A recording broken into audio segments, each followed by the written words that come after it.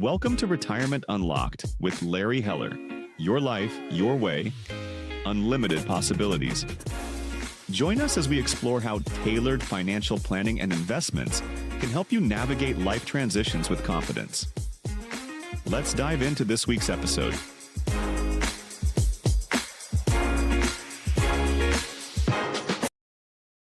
And welcome back to Retirement Unlocked with Larry Heller. Many retirees believe that once their estate planning documents are signed, the work is done. But for many high net worth families, the opposite turns out to be true.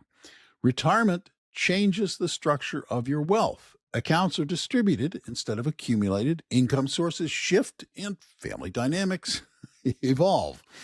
Today, Larry explores why retirement is actually a new phase of estate planning, the most common gaps that show up after you stop working, and why beneficiaries, trust, and asset titling deserve a fresh review, especially for families with high net worth. Listen in for tips on how proactive planning during retirement can help ensure your wealth transfers efficiently, intentionally, and in alignment with your long-term legacy goals. Larry, there's a lot to unpack in this episode. How are you? Yeah, definitely a lot to unpack, and a lot that we've been working with clients as the generation wealth starts to transfer down. So, most people, when they're younger, they create these estate planning documents to protect their children, and they have certain wills and power of attorneys and healthcare. And usually they kind of put it away and they forget about it, and they kind of start to think about it again when they're going through retirement, because now they can kind of see maybe, later in life and death. And so it's a good time that we should kind of brush off and do that. A lot of people think, well, I have my wills and my healthcare proxies and all that done. But no, as you now go into retirement, we kind of break it down into two areas that really should be addressed. One, I call kind of the planning wishes area. Okay. And that's really, focusing on your wills, your power of attorney, your healthcare proxies, potential trusts, and how you things want to be distributed. And we'll talk about some of those issues in a little bit. We'll talk about some of the problems that we see, because it's not just your wills that you need to be taken care of. It's some of your beneficiaries and the titling of your accounts. So we'll talk about that. And then for high net worth individuals, and really what I'm talking about here is people with estate tax issues. Now, federally, that's probably only a few out there, but because that can be, if you're married, it could be protected up to $30 million, $15 million if you're single. But in New York, and that's where we are, we have a lot of clients in New York, they have a cliff estate tax, which starts at a little over $7 million.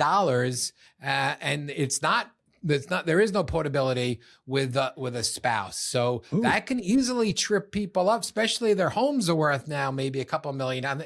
And a lot of people are in that $7 million. So those are kind of the two things now as you get into retirement that people now are focusing on what can they do about it and what should they do about it. Yeah, it's funny you mentioned it. I know a lot of people. I'm sure you know a whole lot more people that bought their homes and they were worth a whole lot less when they bought them, and suddenly they wake up now in the middle of their retirement, and that $250,000 home has become a $2 million home, and that's not an exaggeration for people I know. That's I'm making a number up. Yeah. So take us through this, because I think I think you're right. I think a lot of people figure, okay, I got everything ready. We went into retirement. We've got everything sort of laid out. What are the things that we need to be thinking about? And what are some of the things we should talk about today so that people do think about it?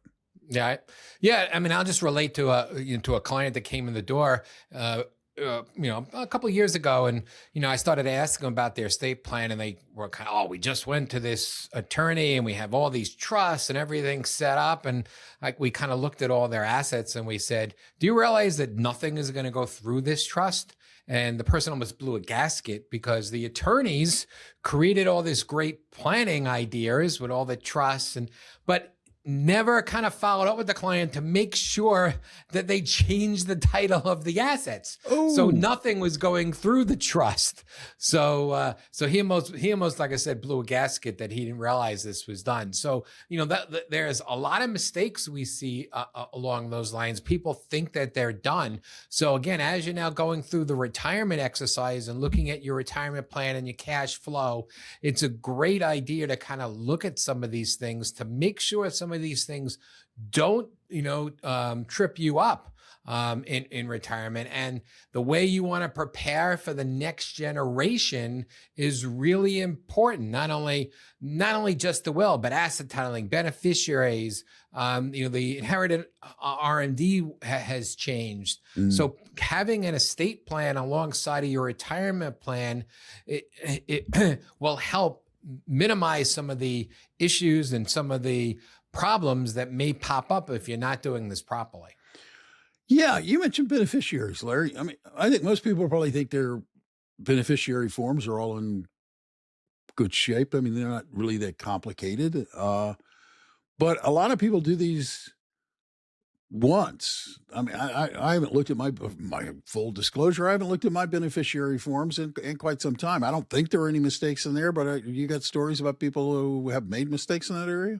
Yeah. So, let's start from the beginning, because a lot of people don't realize that they have these wills and they think everything flows through their wills. Yeah. And they don't really understand that if you have a 401k or an IRA, they don't flow through the wills. It's based upon the beneficiary in there. And they, like you just mentioned, people don't look at that again once they put it together. And here are some of the mistakes that we've seen over the years. We've seen people put beneficiaries and they've missing a child, or they have minor children and you can't have a beneficiary money be paid to a minor children. Or here's the one that we love, that the ex-spouse was still the beneficiary in there. And you've heard stories about that. So making sure that you have the beneficiary set up right. And we even go beyond that. I mean, it's very rare that you have and you see maybe a car accident or a plane accident with multiple people in one family, but having the beneficiary set up right, that if you have grandchildren and if something happens to you and your child, does that money flow through to their children or does it go to the other sibling? And we've seen a lot of instances where it's not done that way.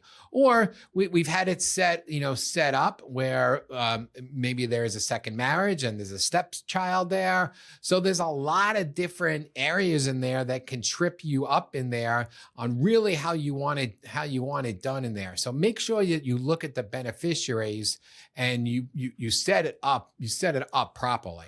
So it's smart, Larry, to have the benefit? Is it smart to have things like a 401k go through the will, or do you just need to review that to make sure it's all cool? No, you don't want it to go. You don't want it to go through the will. There could be issues with that unless you have certain instances potentially with a minor child or a special needs child. So you want it set up that way. But there are certain people that put in what's called the word per stirpes. So if there is a common disaster, it would go to their potential minor child. So you want to have certain wording in there. So that's, that doesn't happen. And again, a lot of times with second marriages, what people don't realize, they name their second wife as the beneficiary, and then they name their children from their first marriage as secondary beneficiaries. But they don't realize if they die, their second wife then could change the beneficiaries on their stepchildren to other people. So how do you account for that? And then besides really beneficiaries in what I call qualified accounts, a lot of people also have what's called TOD accounts or POD accounts, transfer on death accounts. And those, again, we've seen set up incorrectly. People make it so it'd be easier so it doesn't have to go through a probate, but they're done sometimes incorrectly, and those can come back to bite you. So spending the time, and this is a perfect time when you're going through retirement, to pull out those beneficiary forms. And it's not so easy. Sometimes you have to, get to the custodian or go online and look at that and make sure that it's done. And that's what we do. Every new client that comes in, we are checking it. Even if they tell us who it is, we want to check it to make sure it's exactly the way they want it. What about tax issues regarding the beneficiaries? Do you review that and see if they're set up in an efficient, tax efficient kind of way, and that there aren't any mistakes or aren't any potholes that they need to be aware of? So now, with the new Secure Act and the money going to your non-spouse, they have to, and if it's going to your children, they have to take the money out of an inherited IRA over 10 years. And that could be an inopportune time. So, there are certain planning techniques you want to do, but so you're not just kind of looking at tax situations to your spouse, but you're looking at to the next generation. We have a lot of clients that they're in a good spot that they don't have to worry about withdrawing money from the IRA to live on, or their spouse to live on, so they can do some of this proper planning and other things such as Roth conversions and structuring it well to not only minimize estate taxes but minimize income taxes. That's good. What about, we said at the outset, a lot of this changes if you're a high net worth individual. I mean, you mentioned it in terms of the taxes, especially in New York State. Is there anything that high net worth individuals retirees need to be aware of in retirement regarding beneficiary designations, or? Well, nothing more than we've already talked about, but it is a little bit more difficult when you're above the $7 million in trying to equal things out, because you do want to kind of create, and without going through a whole estate tax planning podcast, which we can do, we're trying to equal out assets. So both spouses have, if you have 14 million, we want to try to get it 7 million in each, so we can protect up to 14 million in New York rather than 7. Yeah. It becomes a little bit more complicated with if one of those assets is a large retirement account. So just make sure that when you're doing this planning, that if you're equaling out assets, you are aware that the IRA is something difficult and should be looked at separately for anyone that's over $7 million in New York. Yeah. For those of you who are listening along, just a reminder, you can get a summary of these notes and in the show notes. So please don't worry about taking notes right now. Just pay attention, listen along, and then you can get the details a little bit later. We'll have that there for you. Now, Larry, you touched on this a little bit already. You talked about the fact that wills and trusts may no longer, in fact, match the reality of what they once were, not the least of which is that your net worth was a lot lower probably when you drew up those documents to begin with. Are there other things that you need to be aware of when you're reviewing trust and wills? Yeah. So you want to make sure that you in your wills and trusts, now that you're older, and making sure that the trustees and the executors match your wishes, and that hasn't changed. And then there's a backup in case somebody is no longer around. So making sure that that's done.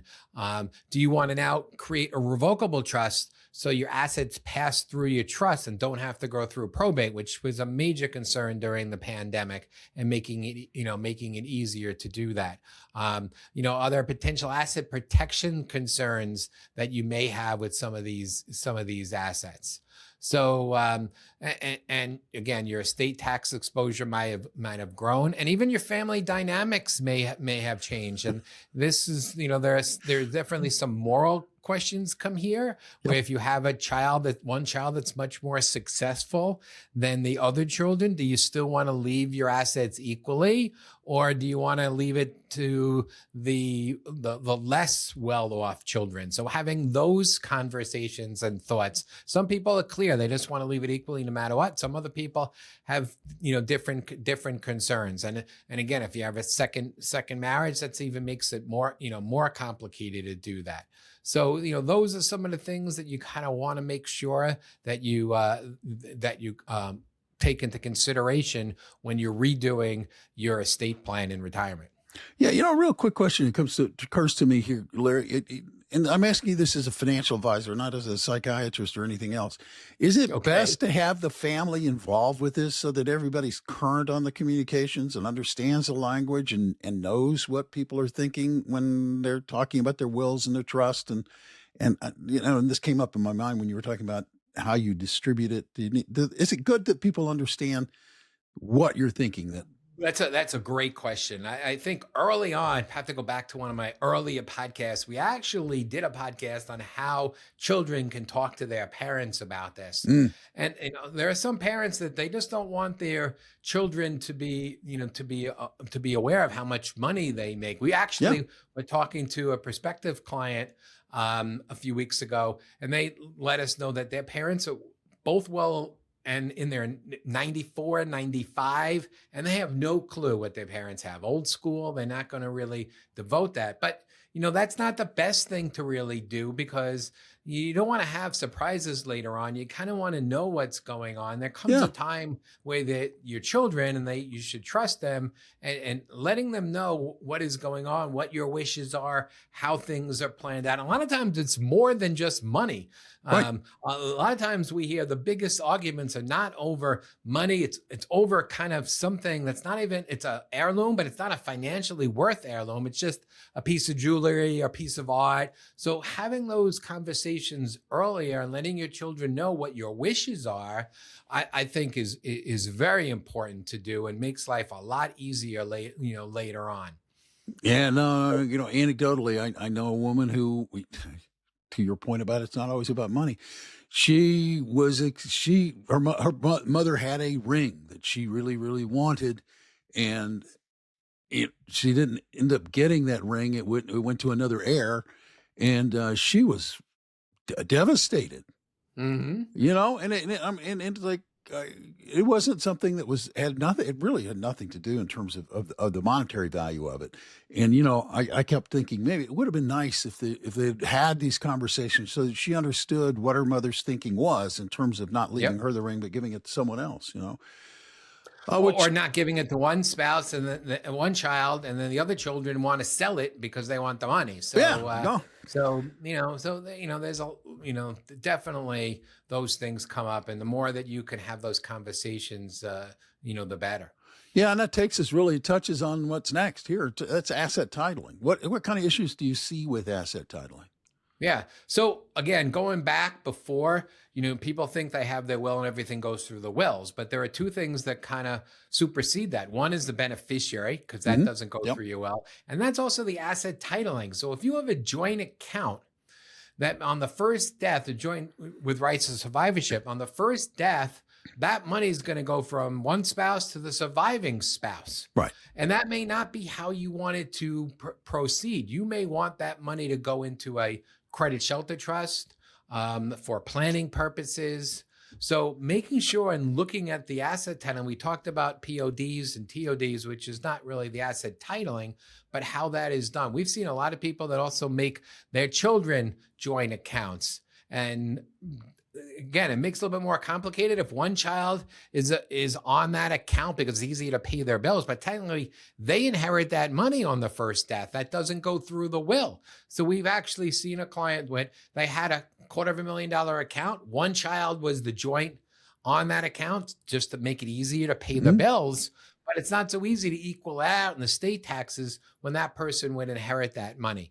So you want to kind of make sure that the assets are titled properly so they flow through exactly how you want to do. And again, we mentioned before, for probate, a lot of times you want these trusts to be titled. So like I said, with that client that almost, blew a gasket, is the attorneys created these great trusts, but no one ever got to the financial advisor to make sure that they changed all the accounts into the trust. Because if you miss an account, that account may have to be going through probate. Oh. So you may not, by one or two accounts, and it doesn't flow through the revocable trust, you're defeating the purpose of having to go through probate. And then there's also, which we're not going to get into, there's potential irrevocable trust for asset protection purposes. And that's a whole nother story. So making sure how your accounts are titled with how the estate plan is set up and making sure that they're aligned is super important.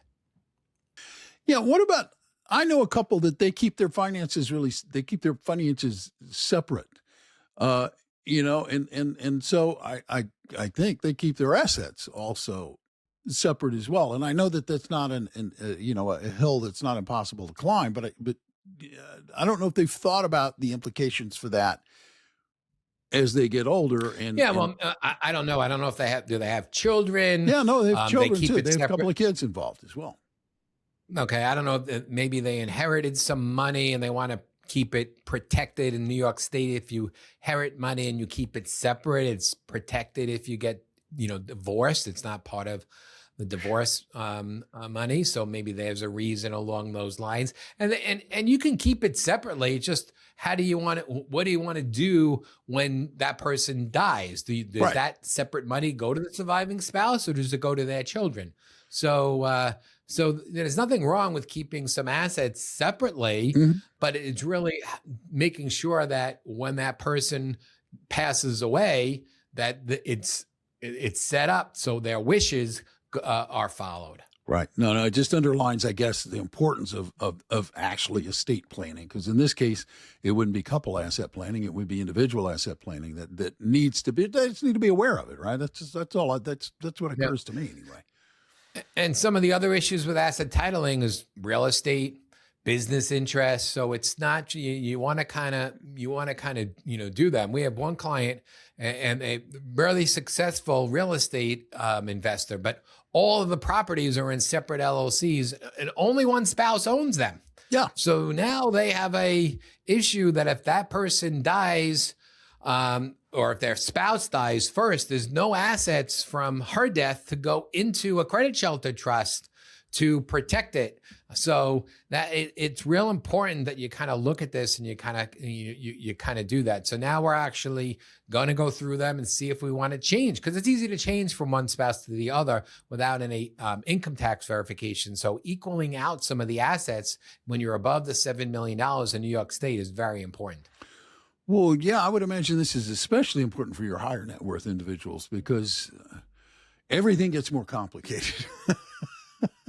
Everything gets more complicated, and New York State has what's called the cliff tax. So they start taxing you from $1 after you're above little over $7 million. So it can get real expensive really quickly, and they're really simple solutions that if you put into place ahead of time.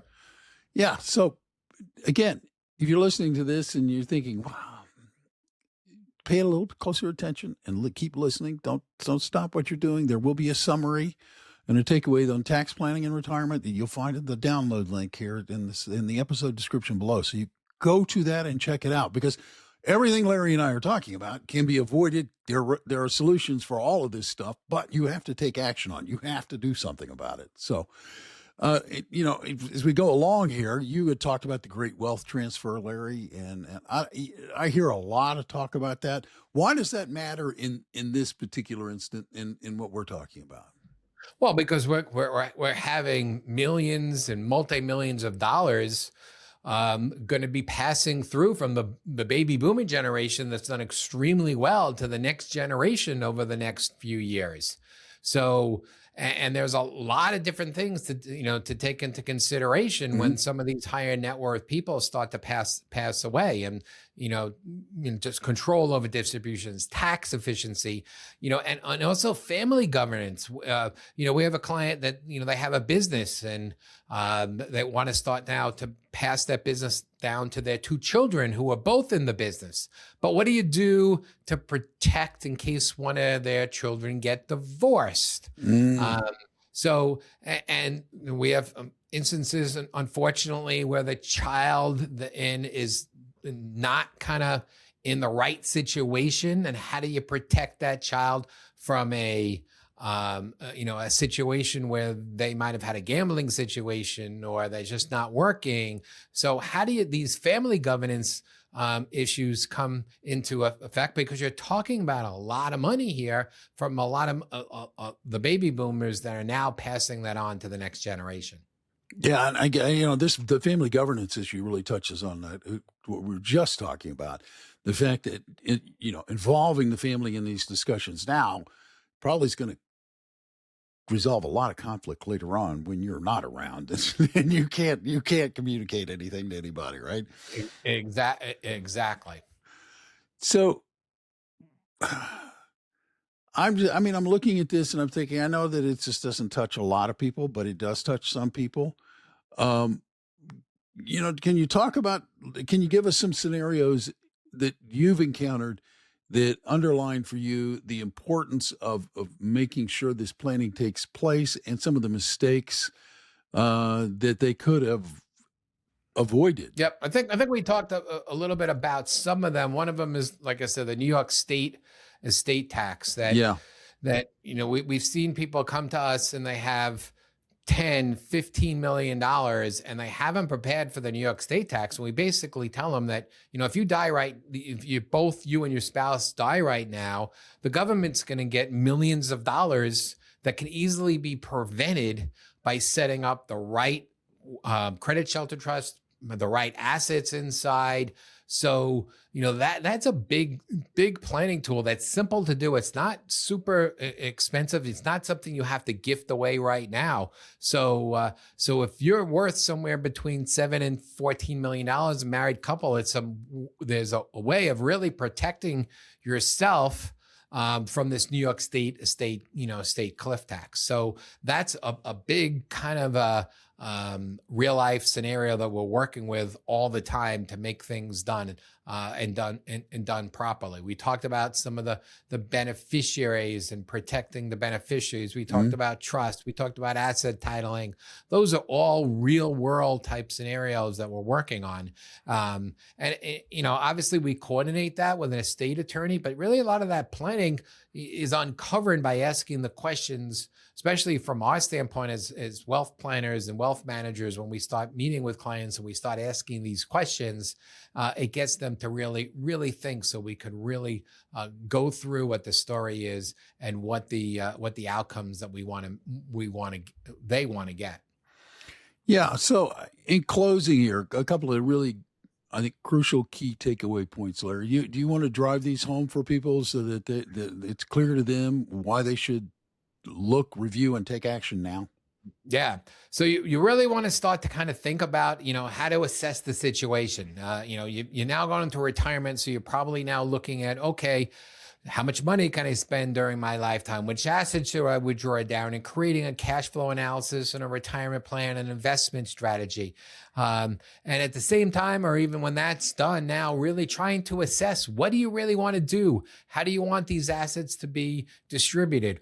How do you make sure that your assets are titled properly, your beneficiaries are titled properly, everything's coordinated? And you made a great point there about, when do you want to speak to your children so they know that. One of the benefits of working for us is we have this client portal where everything is in there and a whole net worth is in there. And the clients, sometimes they come in with their children and then we open up this portal, but a lot of times we basically say, if something happens to them, here's their portal, here's where everything is, here's the plan that's lined out step by step. And the other key takeaway is that unfortunately it's not a one-time event. Things will change. People get sick, people get ill,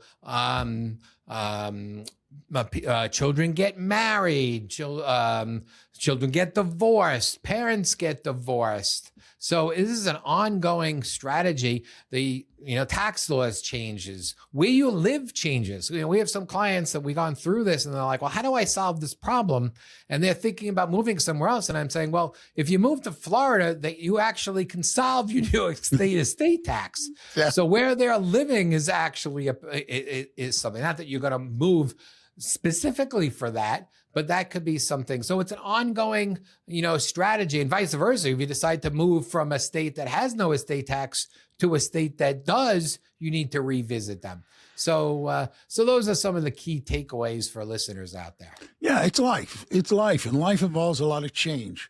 And the changes that happen mean that you have to be aware, and you may need to take action. You may not, but right. It's so life. don't put the estate plan in a box and forget about it. Even in retirement, every few years, that's what we do. Every few years, we pull it out, we kind of go through it, and we make sure that you're on the same page as where you were a few years ago. And if something major changes, then we should be looking at it more often. Absolutely. And thank you, listeners, for taking the time to listen today to Retirement Unlocked. If this episode helped you rethink estate planning and retirement, please Like, subscribe, and share it with someone you know that could benefit.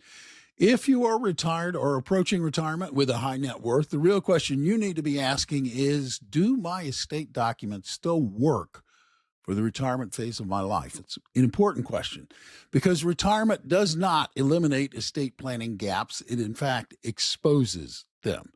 And if you want to make sure your estate plan aligns with your financial, tax, and legacy goals, check the episode description for resources and a link to schedule a complimentary 20-minute call with the team.